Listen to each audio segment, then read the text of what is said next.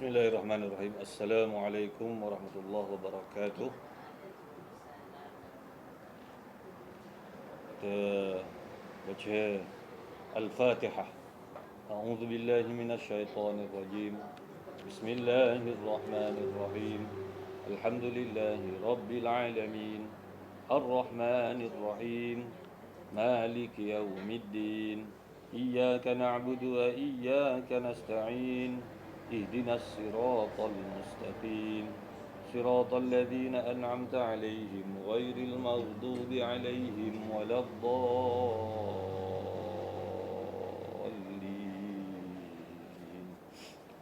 آمين. اللهم صل وسلم وبارك على سيدنا محمد وعلى آل سيدنا محمد. InsyaAllah kita sambung membaca cerita Nabi Adam ini.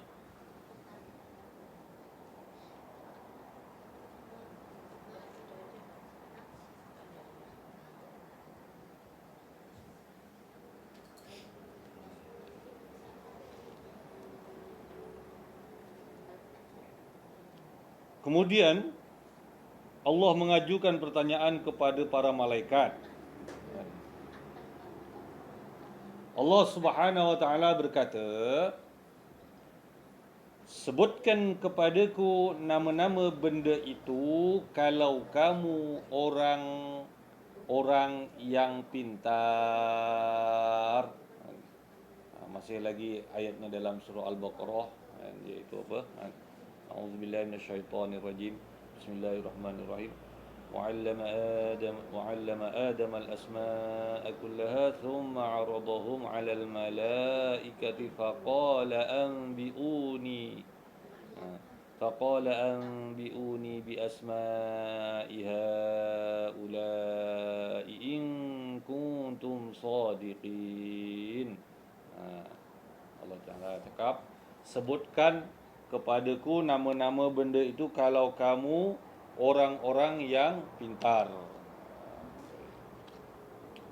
Hasanul Basri mengatakan bahawa ketika Allah Subhanahu Wa Taala berkehendak menciptakan Adam, malaikat berkata, Tuhan kami tidak akan menciptakan sesuatu makhluk pun kecuali kami lebih mengerti keadaan dirinya. Waktu para malaikat tahu Allah Ta'ala hendak mencipta Nabi Adam, jadi ada ungkapan di kalangan malaikat mengatakan begitu, Tuhan kami tidak akan menciptakan sesuatu makhluk pun kecuali kami lebih mengerti keadaan dirinya. Atas ucapannya itu maka mereka diuji Allah. Kerana itu Allah mengatakan, kalau kamu orang-orang yang pintar.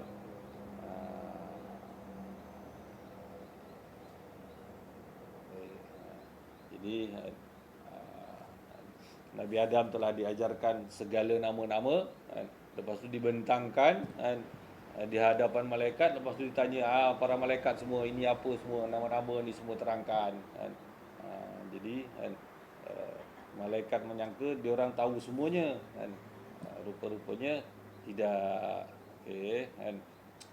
Tetapi ada pula yang berpendapat lain. Secara jelas perkara ini telah kami terangkan dalam tafsir kami, tafsir Ibnu Katsir.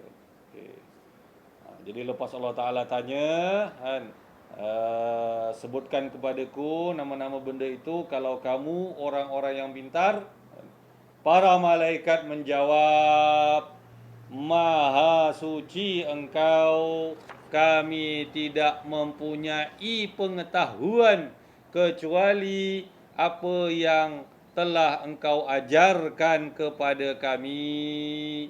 Sesungguhnya engkau adalah Maha mengetahui lagi Maha bijaksana.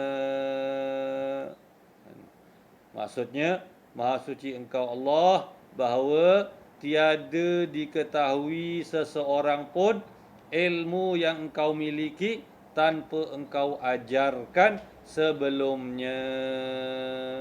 Sebagaimana pernah dikatakan Allah Subhanahu Wa Taala, mereka tidak mengetahui apa-apa pun dari ilmu Allah kecuali bahagian-bahagian yang telah dikehendaki.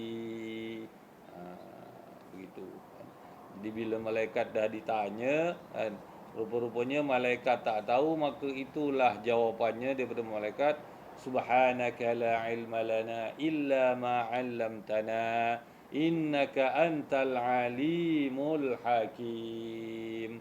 Maha suci engkau Allah, bahawa la ilma lana, tidak ada ilmu bagi kami, illa ma 'allamtana, kecuali apa yang engkau udah ajar kepada kami. Subhanaka la ilma lana illa ma 'allamtana innaka antal alimul hakim. Sesungguhnya engkaulah ya Allah yang maha mengetahui lagi maha bijaksana. Baik. Kalau kita tengok dalam ayat kursi ini ada diterangkan di sini, wala yuhituna bi syai'in min ilmihi illa bima syaa'. Tidak akan dapat meliputi atau mencapai sesuatu pun dengan ilmu Allah Ta'ala itu kecuali dengan barang yang dikehendaki oleh Allah Ta'ala. Jadi kita jangan kecewa, kita jangan kecewa, jangan putus asa. Kita belajar tapi tak dapat. Itu semua urusan kerja Allah Ta'ala. Kita teruskan belajar walaupun macam mana. Baik. Allah Subhanahu Wa Ta'ala berkata kepada Adam, hai Adam, beritahu mereka nama-nama benda itu. Setelah mereka diberitahu mengenai nama-nama benda itu, maka Allah Subhanahu Wa Ta'ala berkata, bukankah telah aku katakan kepadamu bahawa aku lebih mengetahui tentang rahsia langit dan bumi, bahkan aku mengetahui apa yang kamu lahirkan dan yang kamu sembunyikan. Maksudnya bahawa Allah Subhanahu Wa Ta'ala lebih mengetahui urusan yang tersembunyi, yakni rahsia, sebagaimana dia lebih mengetahui perkara yang terang atau nyata. Allah Ta'ala tahu semua, yang tersirat, yang tersurat, semua Allah Ta'ala tahu. Segala-galanya yang tersurat, tersirat, apa lagi? Tersilap. Baik. Ada yang berpendapat maksud dari firman Allah Subhanahu Wa Ta'ala, aku lebih mengetahui apa yang kamu lahirkan, itu tertuju kepada ucapan para malaikat.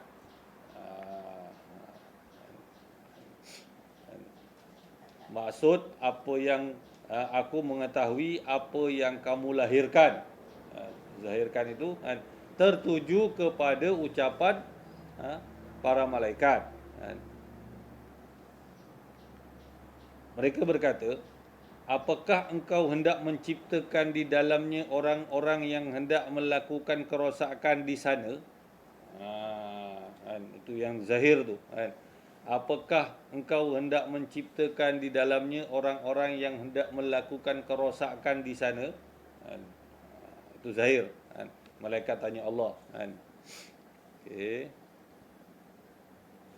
Adapun firman Allah dan apa yang kamu sembunyikan, kan, wa a'lamu ma tubduna wa ma kuntum taktumun, kan. Yang disembunyikan itu, kan, dikehendaki tertuju pada iblis ketika berusaha menyembunyikan kesombongan dan keangkuhannya kepada Adam alaihi salam. Jadi waktu itu belum terzahir lagi, kan, kesombongan dan keangkuhan iblis, kan, masih disembunyikan di dalam hatinya, kan. Tapi Allah Ta'ala tahu, Allah Ta'ala sudah tahu. Pendapat ini sebagaimana dinyatakan oleh Sa'id bin Jabir, Mujahid, As-Suda, Ad-Dhahak, Ats-Tsauri, dan bahkan menjadi pendapat yang diutamakan oleh Ibnu Jarir.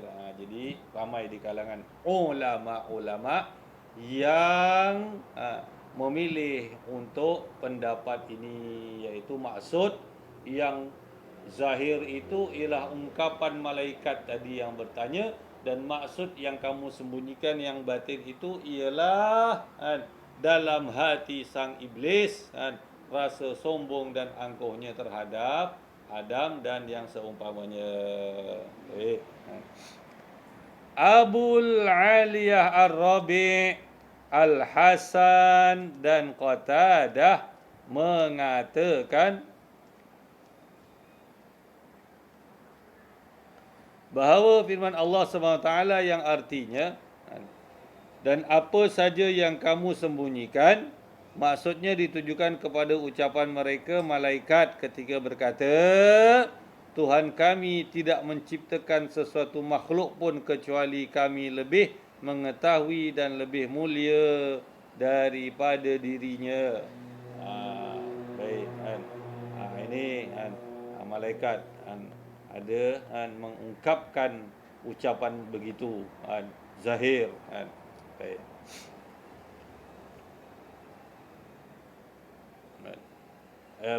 Bukan zahir. Yang ini yang di dalam hati malaikat. Malaikat merasakan bahawa Tuhan kami tidak menciptakan sesuatu makhluk pun kecuali kami lebih mengetahui dan lebih mulia darinya. Malaikat tidak tahu bahawa nanti di kalangan Bani Adam ada manusia-manusia Bani Adam ini yang kemuliaannya melebihi malaikat. Jadi malaikat tidak tahu lagi perkara itu. Baik. Firman Allah yang dimaksudkan, yang bermaksud, ketika kami berkata kepada para malaikat, bersujudlah kamu menghormati kepada Adam, maka mereka bersujud memenuhi perintah itu kecuali iblis. Ini dah masuk cerita yang seterusnya, ataupun ayat yang seterusnya, iaitu Allah Ta'ala memerintahkan malaikat untuk sujud kepada Nabi Adam.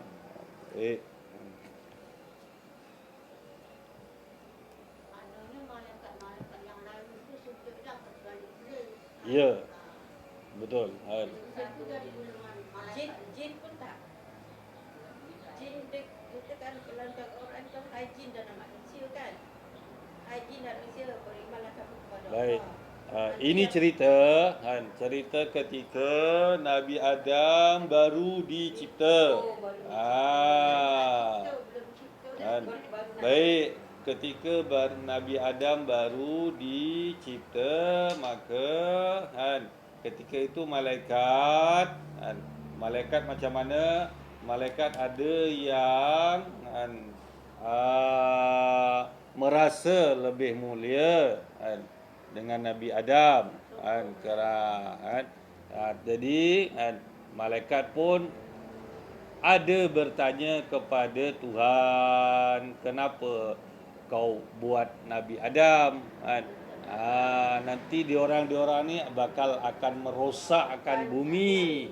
Yang mana sebelum itu sejarahnya kita dah pernah baca yang lalu bahawa sebelum Nabi Adam ni dicipta ada tempoh 2000 tahun. Bumi ini ditadbir oleh jin. Dalam kitab ini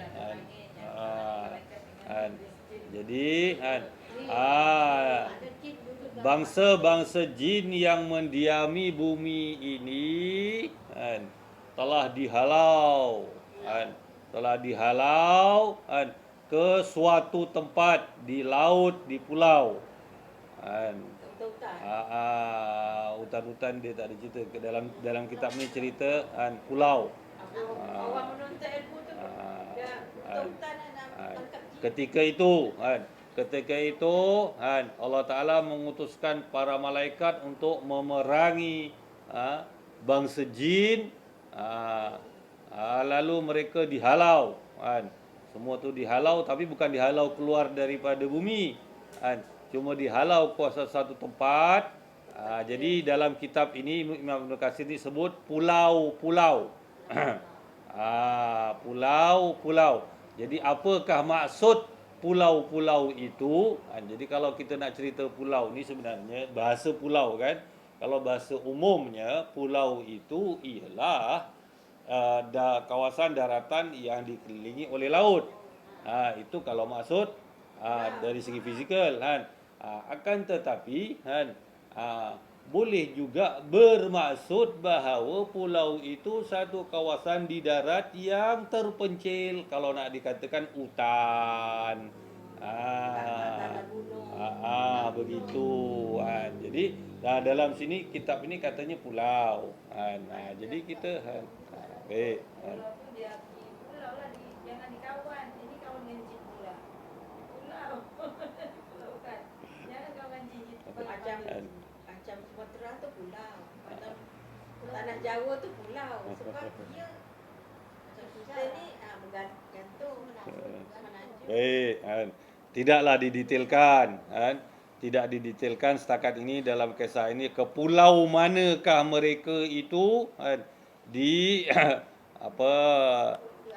diantar. Tapi kalau tak silap saya memang ada satu kitab yang ada membicarakan tentang perkara itu, dan kitab itu sebenarnya bukanlah kitab lama, kitab baru, kitab moden. Kitab moden yang ditulis pun oleh orang zaman kita sekarang ini, cuma saya tak tahu sama ada orang itu masih hidup ataupun telah meninggal. Mungkin masih hidup. Dia membuat satu kitab mengisahkan keadaan bumi ini ketika ditadbir oleh jin.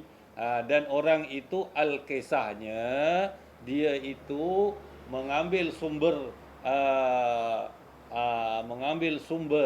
cerita-cerita ini, antaranya ialah daripada jin sendiri yang menceritakan kepada dia ada berkawan dengan jin yang menjadi narasumber ataupun yang menceritakan kepada dia. Selain daripada dia mengkaji Al-Quran, hadis dan juga manuskrip lama.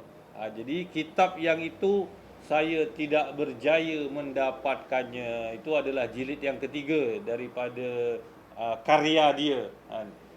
Dia ada jilid yang pertama. Agaknya zaman jin dulu agak dinosaur tu ada ya. Dinosaur tu kan. Jadi kita ni tak boleh main agak-agak. Sebab agak-agak nanti takut agak-agaknya tu salah. Jadi susahlah.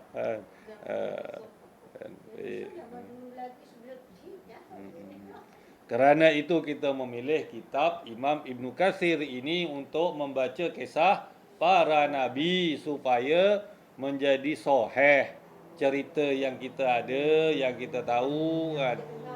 Dan kalau kita nak ceritakan kepada anak cucu kita pun sumbernya sahih kan. Kerana telah masyhur dan maklum bahawa dalam kisah-kisah para nabi ini ada cerita yang direka-reka. Baik. Jadi sekarang ni ceritanya itu lepas apa tadi Allah Taala dah menghalau menghalau apa nama si jin-jin tadi ke pulau barulah Allah Taala pun menciptakan Nabi Adam. Allah Taala menciptakan Nabi Adam itu dengan tangannya sendiri. Dah siap Nabi Adam dicipta. Jadi ketika Nabi Adam waktu dalam proses penciptaan Nabi Adam itu malaikat yang telah mendapat kabar beritanya, okey. Jadi di kalangan malaikat itu ada tadi kita baca ada ulama yang mengambil pendapat yang itu merasakan bahawa mereka itu mulia dan tahu segala-galanya. Jadi apa nama itu yang mereka bertanya kepada Allah. Kemudian Allah pun bentangkan benda-benda itu, tanya balik pada malaikat. Lalu akhirnya malaikat tak boleh nak jawab. Malaikat tak boleh nak jawab. Jadi di sana ataupun di situ di antara malaikat-malaikat, masyarakat malaikat yang ada di situ dengan Nabi Adamnya yang baru dicipta ada di situ dan juga di situ ada iblis, bukan jin ya, ada iblis. Ada malaikat, ada Nabi Adam, ada iblis. Jadi semua yang ada di situ. Jadi ini tak ada cerita jin. Jin yang dah dihalau pergi pulau tu tak ada ceritanya. Jadi kita tak tahu apa hal yang berlaku kepada jin-jin yang dah dihalau ke pulau-pulau tu, kita tak tahu. Sekarang ni kita tengok cerita di tempat malaikat. Kat situ ada Nabi Adam, ada iblis. Baik. Jadi Allah Ta'ala pun memerintahkan semua malaikat itu untuk sujud kepada Nabi Adam. Dan semuanya pun sujud kecuali iblis seorang. Kecuali iblis seorang yang tidak mau sujud. Allah Ta'ala suruh sujud kat Nabi Adam. Semua orang patuh perintah Allah Ta'ala, sujud ke Nabi Adam kecuali iblis. Maka kita baca lagi lah apa sini ceritanya. Sampai mana tadi? Baik. Saya bacakan lagi ya. Firman Allah Ta'ala, ketika kami berkata kepada para malaikat, bersujudlah kamu menghormati kepada Adam, maka mereka bersujud memenuhi perintah itu kecuali iblis.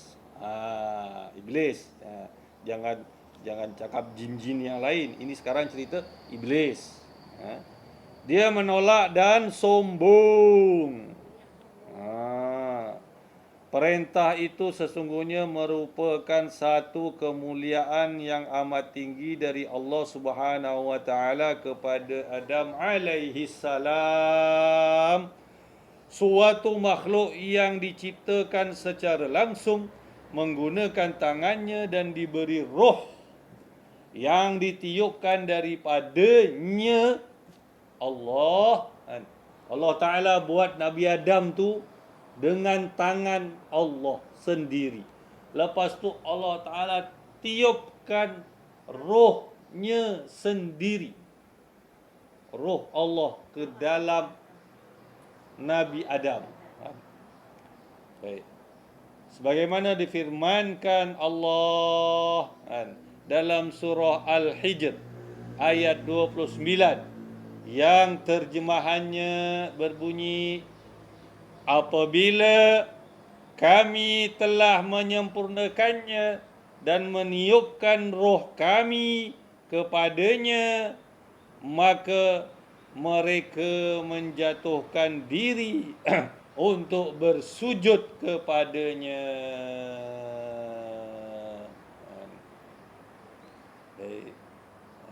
Jadi di sini diterangkan, inilah 4 macam keutamaan yang dimiliki Adam, yaitu yang pertama, dirinya diciptakan secara langsung menggunakan tangan Allah sendiri. Itu yang pertama. Yang kedua, diberi roh, sebahagian rohnya Allah. Kemudian yang ketiga, perintah Allah Subhanahu wa taala kepada para malaikat agar bersujud menghormati Adam. Dan yang keempat, pengajaran yang diterima Adam tentang nama-nama benda. Ada 4 perkara kelebihan Nabi Adam. Baik.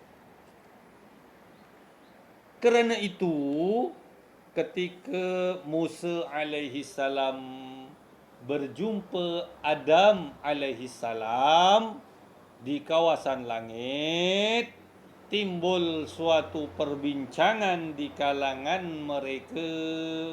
Musa berkata, kamu Adam adalah bapa umat manusia yang diciptakan Allah dengan menggunakan tangannya sendiri. Dirimu diberi roh daripadanya.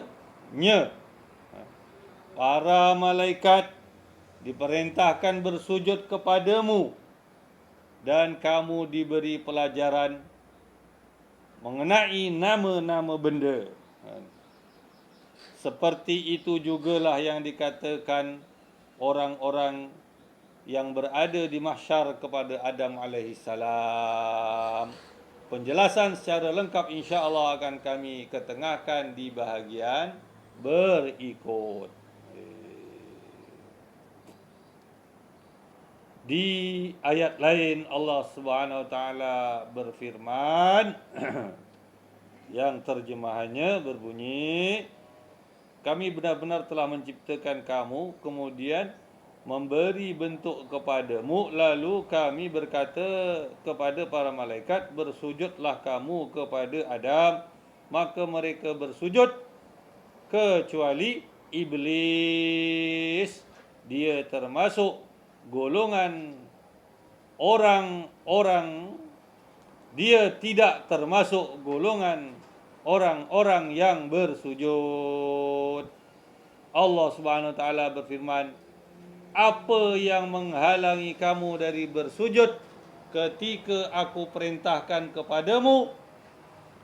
Iblis menjawab, aku lebih baik daripadanya. Engkau menciptakan aku dari api, sedang engkau menciptakannya, yaitu Adam, dari tanah. Tanah hitam yang kering.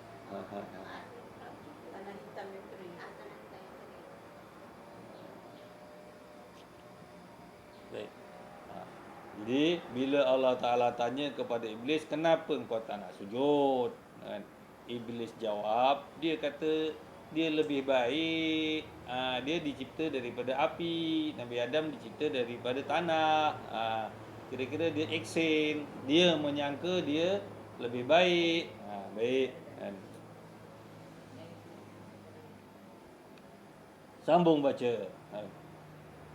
Hasanul Basri mengatakan bahawa di situ iblis mengeluarkan perbandingan. Dialah makhluk pertama yang bermain logik perbandingan. Ini perkara ni penting ni. Logik perbandingan. Bahawa urusan kita, ini saya berhenti membaca ni, saya apa nak kata ni, ngomel dulu nih. Kan, saya berceloteh dulu nih kan, pada tajuk logik perbandingan. Kan. Di sini Imam Hasanul Basri mengatakan bahawa kan, iblis itu adalah makhluk yang pertama yang bermain dengan logik perbandingan. Kan. Macam mana? Kan. Iblis kan, membandingkan kan, antara api dengan tanah. Kan. Dan dia mengira dari segi logiknya bahawa api itu lebih baik daripada tanah. Itu dia bermain perbandingan secara logik. Kalau kita nak kalau kita nak buat perbandingan logik ya, yang biasa dalam kehidupan kita, yang biasa dalam kehidupan kita, kita buat perbandingan logik, yang mana lebih baik dengan mana yang kurang baik, yang mana yang lebih baik dengan yang mana yang kurang baik. Jadi kita akan buat perbandingan logik. Orang pandai itu lebih baik daripada orang yang tak pandai. Orang yang sekolah tinggi itu lebih baik daripada orang yang tak lulus sekolah. Orang yang kaya itu lagi bagus daripada orang yang miskin. Orang yang berpakaian rapi, semat, elok, comel itu lebih elok daripada orang yang compang-camping, selekeh, hodoh, rambut kusut masai tak terurai. Itu dia perbandingan logik. Jadi makhluk yang pertama yang main perkara itu, buat perbandingan logik itu, dikatakan oleh Imam Hasanul Basri ini ialah iblis. Jadi jangan kita suka-suka buat perbandingan logik, kerana kita belum tahu lagi akan yang sebenarnya.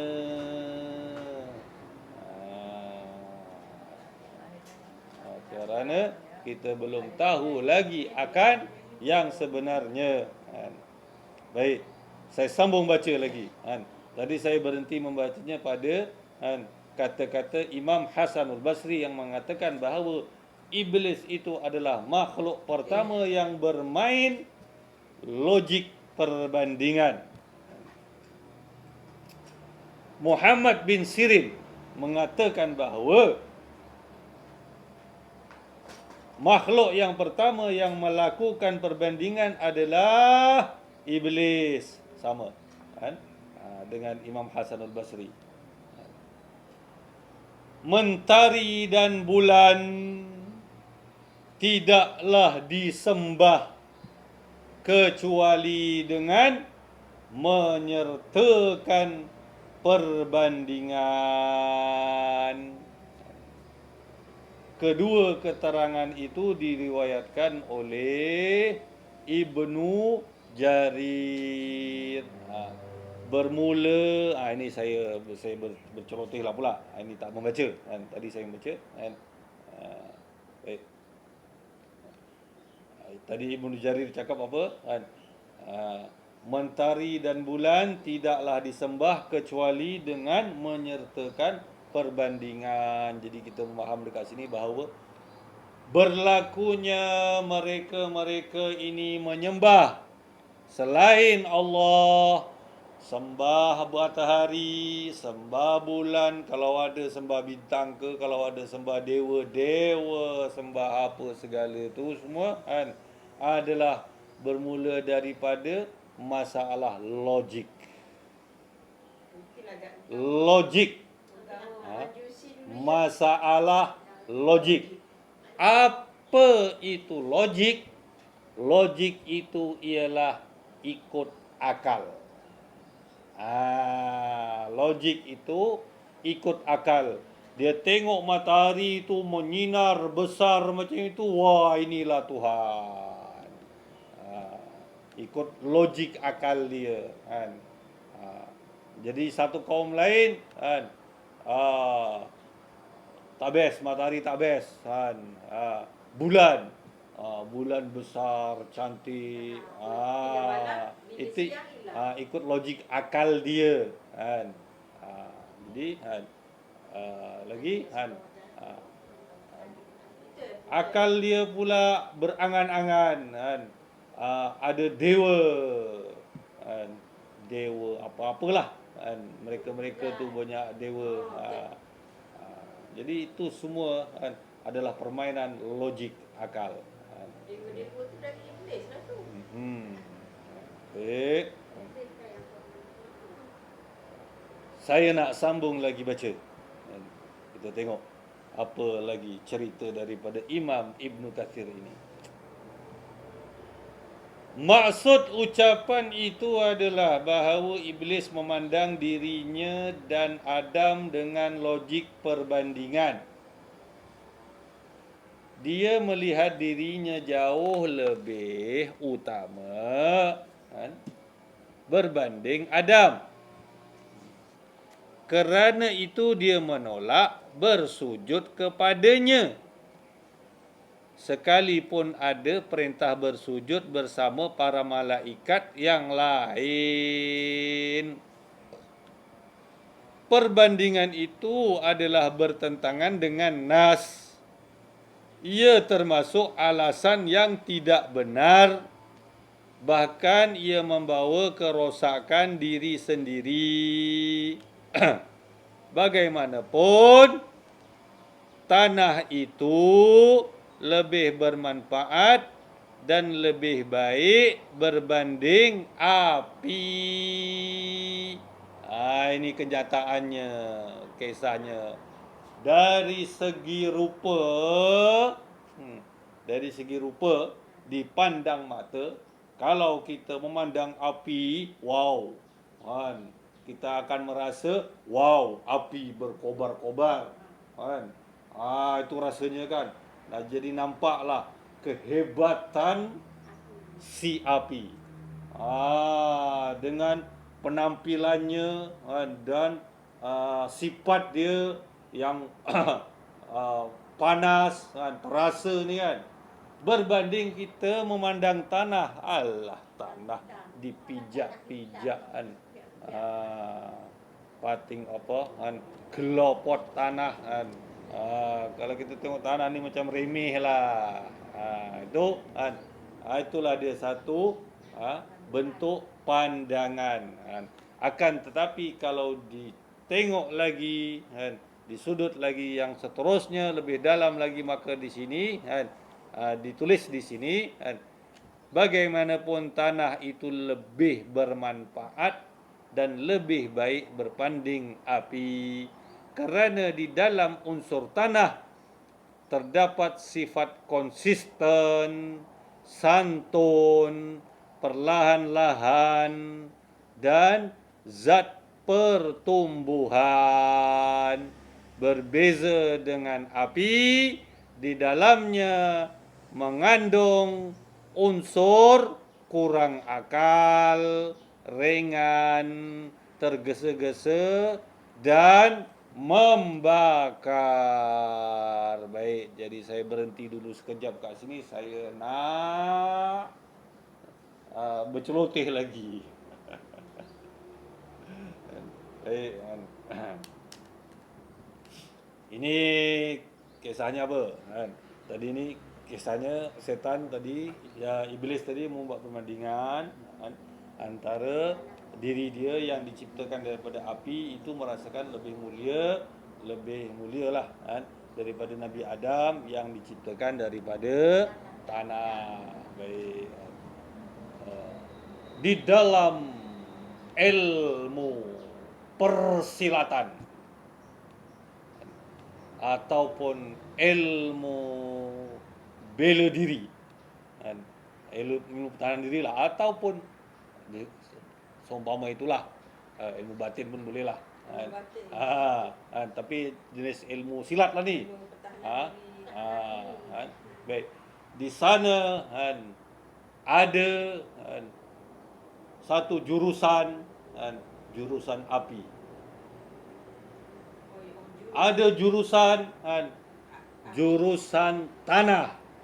Angin. Ada jurusan angin dan ada jurusan air.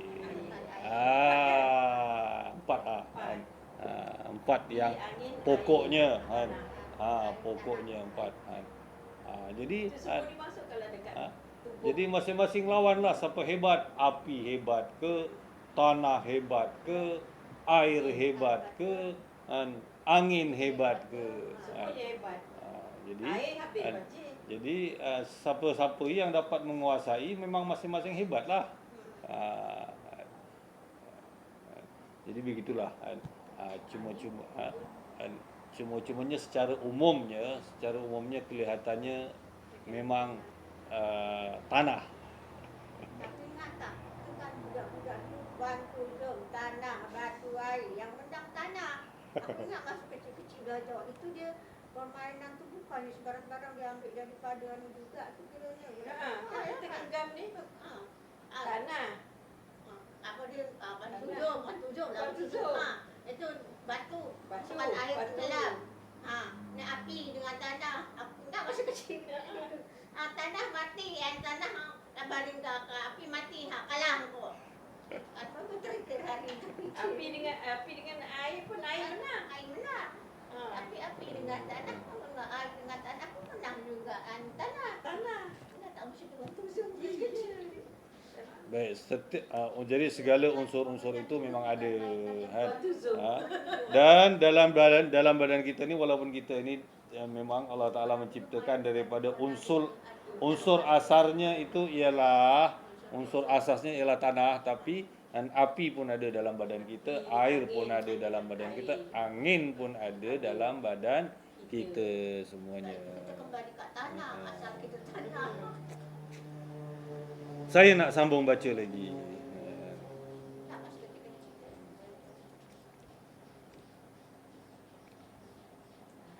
Adam alaihissalam dimuliakan Allah Subhanahu Wa Taala.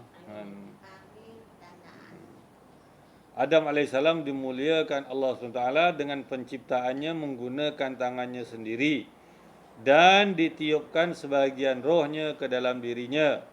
Kerana itu Allah Subhanahu Wa Taala memerintahkan para malaikat bersujud kepadanya dalam surah Al-Hijr. Allah Subhanahu Wa Taala menerangkan hal itu, yang mana terjemahannya ini firman Allah Taala itu berbunyi, ketika Tuhanmu berfirman kepada para malaikat, sesungguhnya aku akan menciptakan seorang manusia dari tanah liat kering yang berasal dari lumpur hitam yang diberi bentuk.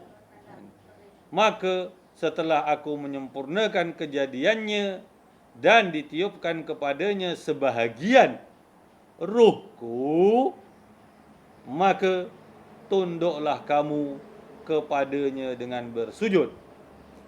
Maka semua malaikat bersujud kepadanya kecuali iblis. Dia menolak bersujud bersama para malaikat Allah. Dia menolak bersujud bersama para malaikat. Allah Subhanahu Wa Taala berfirman, hai iblis, kenapa kamu tidak ikut bersujud bersama-sama mereka? Iblis menjawab, aku sekali-kali tidak akan bersujud menghormati kepada manusia yang telah engkau ciptakan dari tanah liat kering yang berasal dari lumpur hitam yang diberi bentuk. Allah Subhanahu Wa Taala berfirman, keluarlah kamu dari syurga. Kamu terkutuk sekali. Kutukan itu tetap berlaku bagimu hingga hari kiamat. itu sudah menjadi keputusan dari Allah, sebab iblis berani menyampaikan kekurangan atas diri Adam dan bahkan menghinanya, padahal Allah memberi kedudukan yang tinggi kepadanya.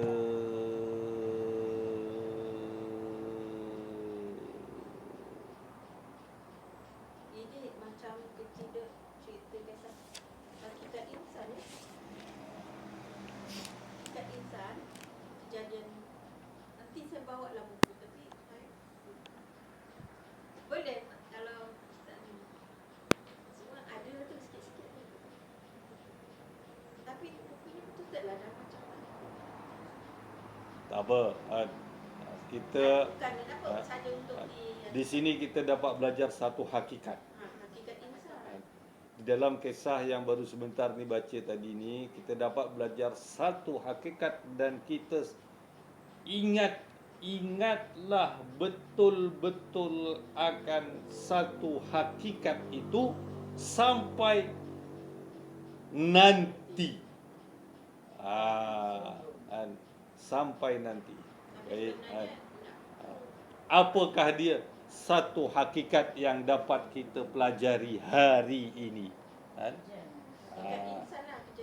Apakah dia satu hakikat yang dapat kita pelajari hari ini daripada kisah ini? Jadi Panjang ni. Panjang ni, berbulan-bulan lagi. saya jelaskan. Kita ingat balik ya. Kita ingat balik. Kemuliaan Nabi Adam Allah bagi ada 4. Dan kita ini semua adalah daripada keturunan Nabi Adam. Jadi 4 kemuliaan Nabi Adam yang Allah Ta'ala bagi itu mengalir sampai kepada kita sekarang ini, dan itulah juga nanti yang akan kita bawa balik. Okey, jadi antara 4 ni ada yang utamalah. Dan ada 4 ni ada yang utama. Baik. Apa kemuliaan Nabi, kemuliaan yang pertama Allah Taala bagi kepada Nabi Adam bahawa Allah mencipta dengan tangannya sendiri. Itu satu.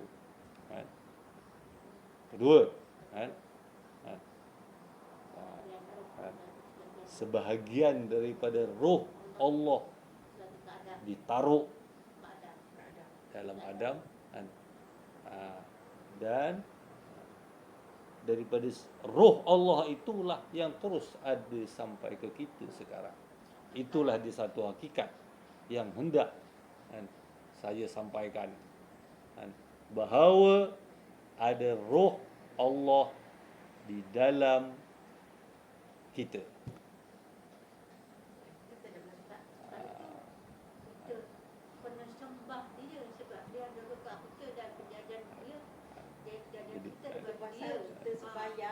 Kita sembahyang, kita ingat, lupakan dunia ni. Sebab kita Jadi satu hakikat yang hendak saya tegaskan, hendak saya jelaskan di sini ialah bahawa roh Allah di dalam badan kita. roh Allah dan roh Muhammad. Jadi yang itu saya belum nak cerita dulu. Yang itu saya nak belum cerita dulu. Yang zahir, Allah yang batin. Betul tak Ustaz? Nanti jadi iblis nanti kita pandai-pandai. Tidak, saya belajar kan. Yalah, kau pandai lah tu. Dia roh Allah, roh Muhammad. Muhammad yang zahir, Allah yang batin. Jadi Sikit-sikit. kita cukuplah sekarang ni kita tahu dulu bahawa ada roh Allah. Kejadian Ada roh Allah, dan kemudian apa lagi yang nak saya terangkan bahawa baru-baru ni saya ada tertengok dekat ceramah dalam WhatsApp, entah siapa yang kasih saya pun tak ingat, adalah geng-geng lah kawan-kawan yang kasih. Siapa nama ustaznya yang bagi ceramah itu pun saya dah lupa, tak ingat. Jadi apa isinya? Ceritanya ialah dia sebenarnya apa yang dikatakan oleh ustaz tu adalah dipetik daripada mungkin hadis, mungkin hadis. Apa isinya tu? Isinya begitu, isinya besok kita akan jumpa Allah. Besok kita akan jumpa dengan Allah. Kalau kita jumpa Allah, kita bawa amal kita. Segala amal kita lah. Puasa, sembahyang, ngaji, pergi belajar lah, apa semua. Segala amal kita tu kita bawa pergi jumpa Allah. Nanti Allah akan kira satu persatu amal kita. Allah kira satu persatu. Cukup ke? Itu kalau kita pergi jumpa Allah bawa amal. Okey. Kita pergi jumpa Allah bawa ilmu. Pandaian kita, kita pergi belajar, jadi kita ada ilmu, kita tahu ada ilmu tentang hakikat roh, kita ada ilmu mengenal diri, kita ada ilmu kasyaf, kita ada ilmu makrifat, ilmu hakikat, kita bawa ilmu, pergi jumpa Allah, aku tahu, engkau siapa Allah, aku tahu, aku ada ilmu. Nanti Allah Ta'ala akan tanya tanggungjawab kita dengan ilmu yang kita ada. Allah Ta'ala akan tanya tanggungjawab kita dengan ilmu yang kau pandai ya, kau tahu ini ya, apa yang kau buat dulu, kau tahu ini semua, kan? Kau tahu tapi buat tak tahu, lebih kurang gitulah. Jadi Allah Ta'ala akan mempertanggungjawabkan ilmu itu. Itu salah ilmu. Yang ketiga, kita datang jumpa Allah, kepada Allah dengan Allah. Kita datang jumpa Allah dengan Allah.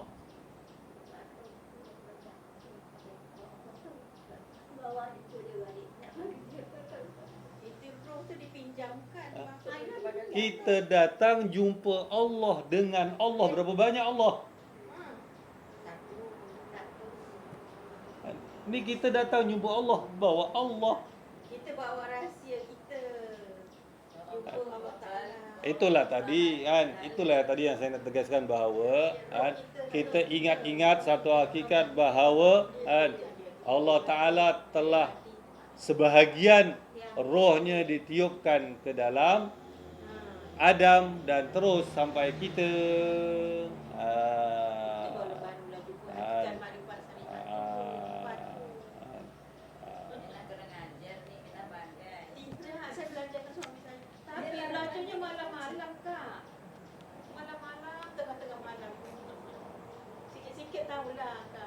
Jadi bila kita datang jumpa Allah dengan Allah, maka Allah cakap itu adalah urusanku, kan? Urusanku, kan? Sama ada aku nak campak engkau masuk neraka ke, aku nak campak engkau ke dalam surga ke, kan? Jadi, kan? Nanti balik itu nanti kalau ada kitab yang pelik-pelik itu nanti terbagi kitab. Sebab saya tak berani, tak kali nanti belajar lebih-lebih jadi gila Ustaz. Itu yang saya takut tu. Belajar itu mesti dengan guru. Nak ada guru yang Dan guru itu mesti sah. guru mursyid yang Dan guru itu mesti sah.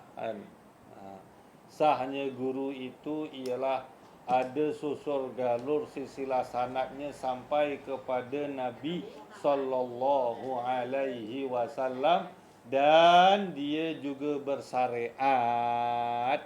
Jangan dia tidak bersyariat.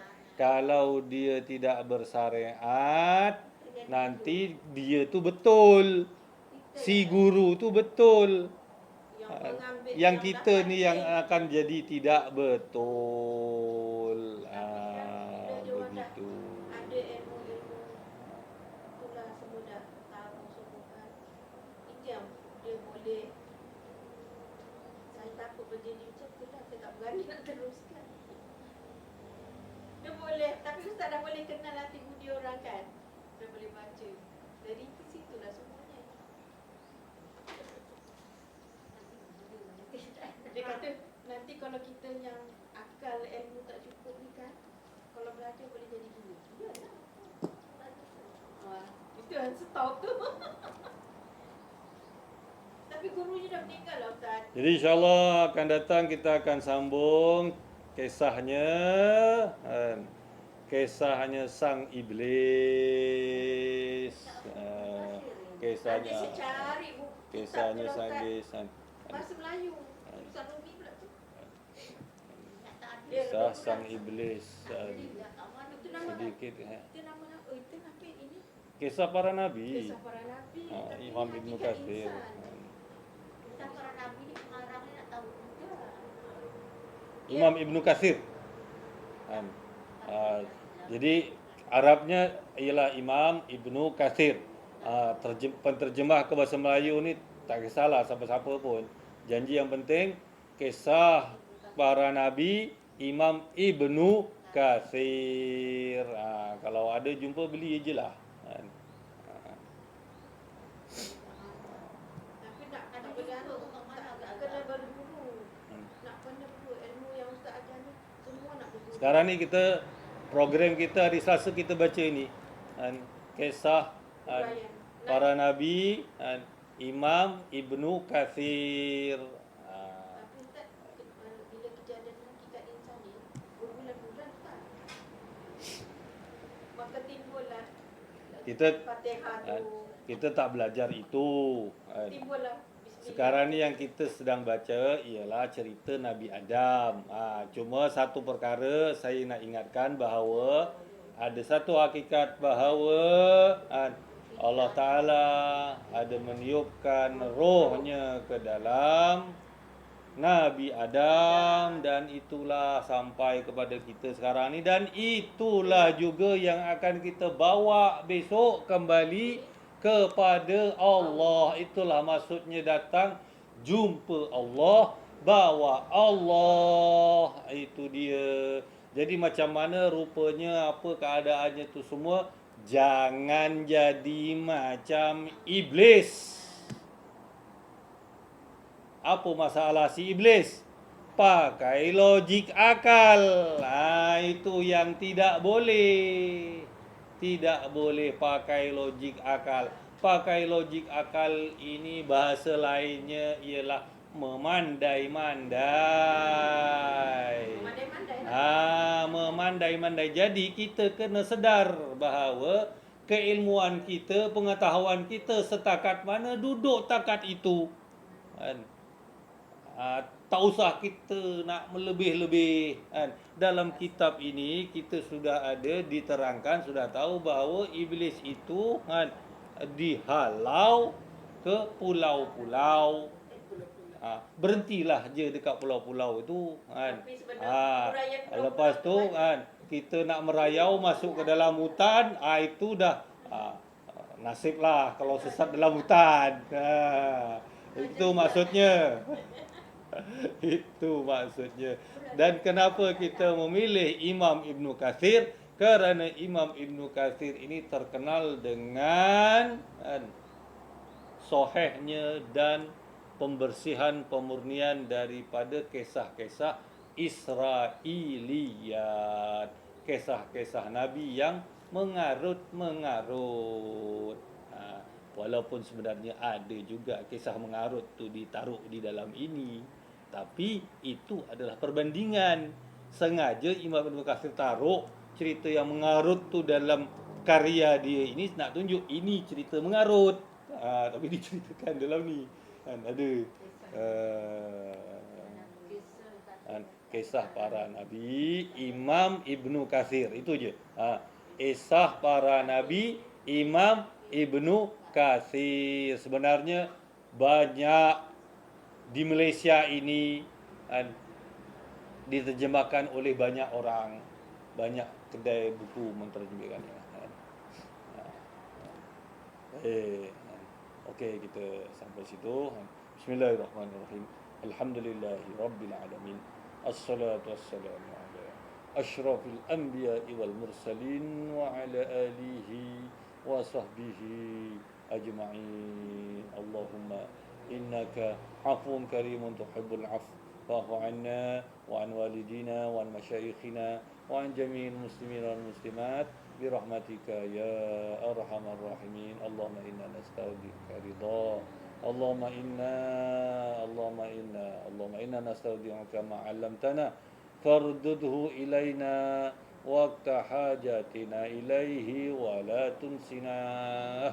Allahumma la sahla illa ma ja'altahu sahla wa anta taj'alul hazna in syi'ta sahla fasahhil umurana umur ad-dunya wal akhirah. Allahumma inna nas'aluka ridhaka wal jannah wa na'udzu bika min sakhatika wan nar. Allahumma barik lana fi Rajab wa Sya'ban wa ballighna Ramadan. Allahumma inna nas'aluka ilman nafi'a wa rizqan wasi'a wa shifaa'an min kulli da'. Allahumma inna na'udzu bika min ilmin لا ينفع وقلب لا يخشع وعمل لا يرفع ودعاء لا يسمع. صلى الله على سيدنا محمد النبي الأمي وعلى آله وصحبه وبارك وسلم والحمد لله رب العالمين. تقبل الله منكم منا ومنكم تقبل يا كريم. سبحانك اللهم وبحمدك أشهد أن لا إله إلا أنت أستغفرك وأتوب إليك. رب اغفر لي أنت علام الغيوب. أعوذ بالله من الشيطان الرجيم. بسم الله الرحمن الرحيم. ألم نشرح لك صدرك ووضعنا عنك وزرك الذي أنقض ظهرك ورفعنا لك ذكرك فإن مع العسر يسرا إن مع العسر يسرا فإذا فرغت فانصب وإلى ربك فارغب. بسم الله الرحمن الرحيم. والعصر إن الإنسان لفي خسر إلا الذين آمنوا وعملوا الصالحات وتواصوا بالحق وتواصوا بالصبر. صدق الله العظيم وبالله التوفيق والهداية. والسلام عليكم ورحمة الله وبركاته.